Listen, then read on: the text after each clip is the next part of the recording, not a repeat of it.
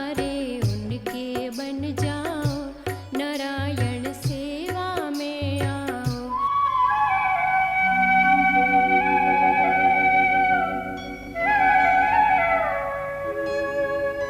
सेवा की राह पे चले सभी साथ,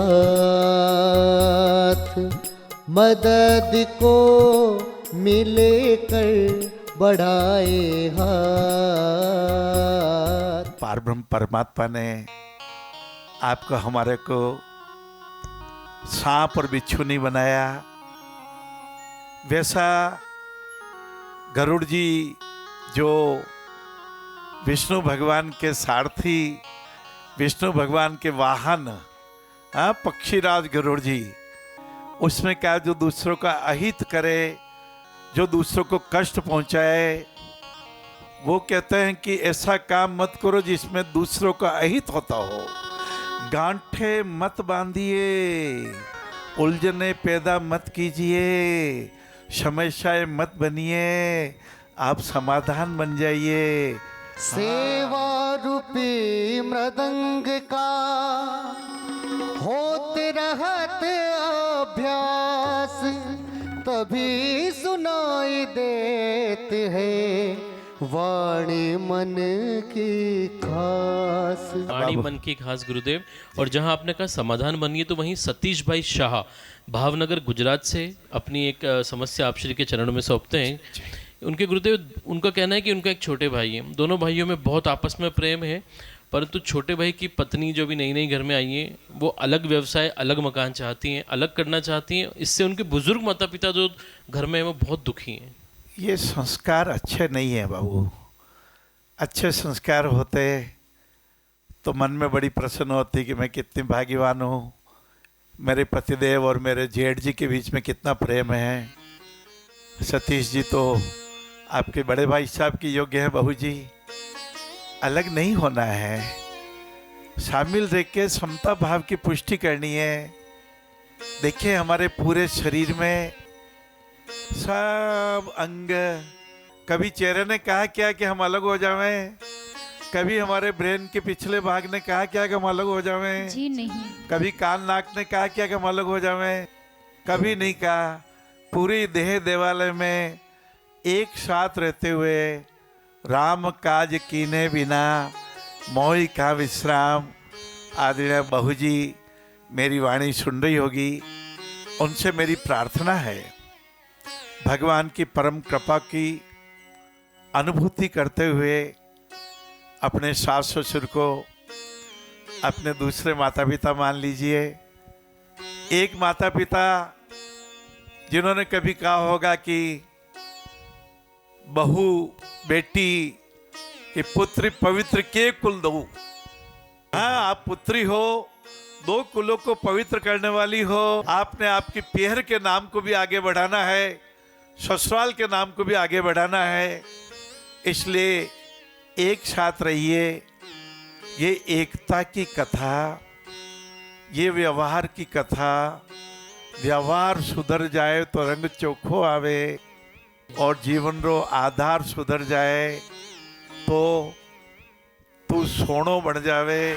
सब जगह मंजुल भटक कर ली शरण अब आपकी, पार करना या न करना दोनों मर्जी आपकी, दोनों मर्जी आपकी। हे प्रभु, मैंने अपने आप को सौंप दिया रघुनाथ जी, चरणों में रख दिया। मात हमें किस बात की चिंता, हमारे हैं श्री रघुनाथ हमें किस बात की चिंता।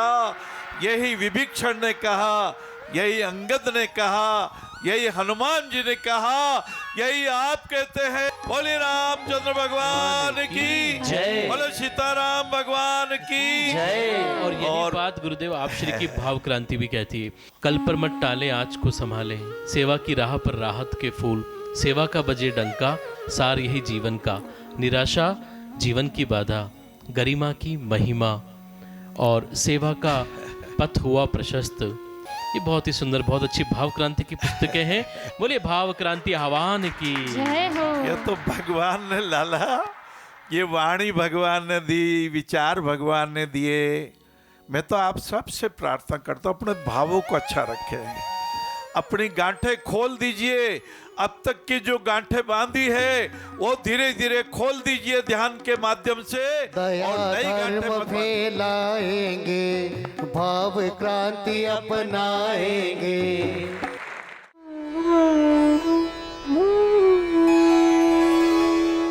सीता माता को मैंने देखा, इतना दुख आज के जमाने में कोई देखे तो पियर वेली फोन करे कि भाई हमारे साथ तो इशू हो गयो, शादी तो होगी। पर राजा की पुत्री जनक की तो वह कितनी समझदार थी, पिताजी ने फोन ऑन नहीं करो, पता भी नहीं बढ़वा दियो। वो तो कोई सा पता चलो कि जा रहा है तो चले गया सा। अब वनवास में तो दुखी दुख। तो भाई आप तो यूं ही सीखना चाहे सीता माता से, रामचंद्र जी से। मर्यादा पुरुषोत्तम था, मर्यादा में रहनो, किसान खानो किसान पीनो, किसी व्यवस्था में रहनो। सीता माता चारों सासू माँ की आज्ञा लेनी, तीनों सासू माँ से, और तीनों ने बराबर आदर देनो सब ने। तो ये बहुत बड़ी बात है। रामचंद्र जी भी पहली सब कैकई के पैर छुए, कभी उनको नहीं कहा, उस कैकई को नीचा नहीं दिखाया कि ये भरत की माँ है, इन्होंने वचन मांग लिया था उसका वचन जो मांग लिया।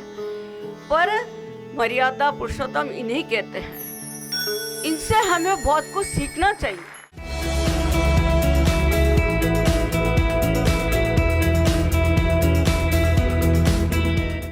जब शोकाकुल होते हैं अर्जुन अपने सगे संबंधियों को सामने देखकर कि इनको कैसे मारूं मैं, उनके हाथ नीरस हो जाते हैं, धनुष बाण को वो छोड़ देते हैं। तब कृष्ण बहुत सुंदर बात कहते हैं कि आत्मा न जन्म लेती है न मरती है, उसे न जलाया जा सकता है, उसे न नष्ट किया जा सकता है, उसे कुछ भी नहीं किया जा सकता। शरीर तो आते जाते रहते हैं, शरीर का क्या। और ज्ञानी लोग कभी भी जीवन और मृत्यु के लिए न तो खुश होते हैं न शोक मनाते हैं। आप और हम सब ये सोचने का प्रयत्न करें कि आपका हमारा बच्चा, आपका हमारा परिजन, आपका हमारा अपना कोई चला जाता है परमात्मा के द्वार तो हमें बहुत कष्ट होता है, लेकिन पड़ोस का बच्चा, पड़ोस का परिजन, पड़ोस का अपना कोई व्यक्ति चला जाए तो वो कष्ट सालता है क्या हमें? वो इतना कष्ट होता है क्या हमें? नहीं होता है। क्यों नहीं होता?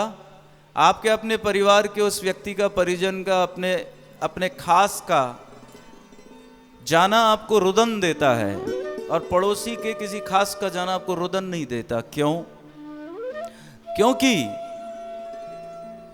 क्योंकि वो आपको प्रेम, स्नेह और आत्मीयता के बंधन से आप बंधे नहीं होते उससे, और आपके अपने परिजन व्यक्ति से आप उस आत्मीयता के बंधन से बंधे होते हैं।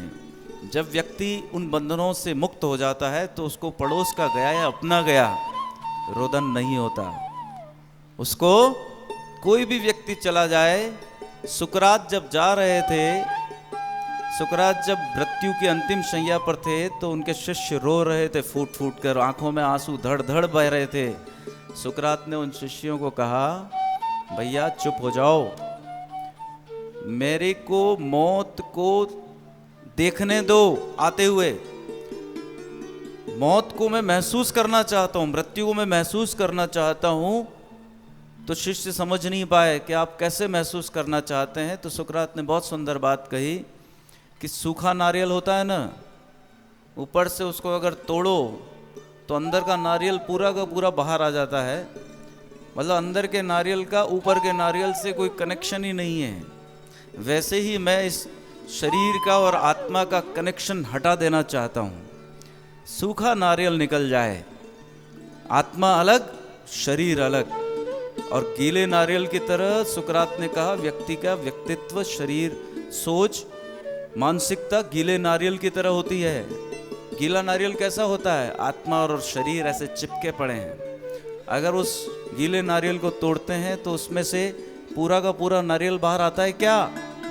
वो चटक चटक जाता है, छोटे छोटे टुकड़ों में तब्दील हो जाता है, और उसके खोल को आपस में एक दूसरे को हटाने के लिए नाना प्रकार के प्रयत्न करने पड़ते हैं। इतना ज्यादा वो एक दूसरे के साथ चिपका रहता है। सुकरात का कहना था कि आप आत्मा और शरीर को इस प्रकार से चिपका के मत रखो।